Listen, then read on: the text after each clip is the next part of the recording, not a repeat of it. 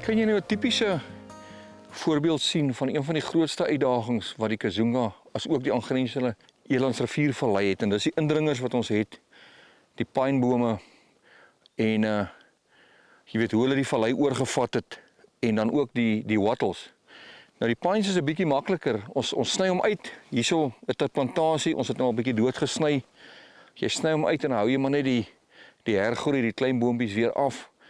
Die wattles is 'n bietjie moeiliker. Hulle het soveel saad gegooi.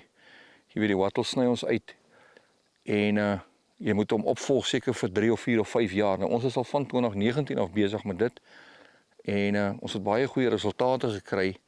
As jy kyk, hieronder het ons 'n dammetjie wat aanvanklik leeg was en nou dat ons so uitgesny het, het die dammetjie bly vol, het permanent water.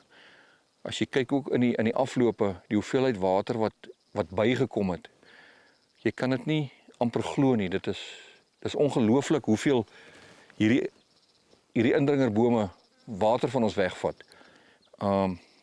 Ja, dit is 'n enorme effort om dit te probeer uitsny, maar dis maar die enigste manier. 'n Mens moet hom van 'n kant af vat en probeer baasrak en weer onder beheer kry dat ons veld kan herwin. Ja, soos ek sê, die resultate wat ons nou al gekry het, is ongelooflik.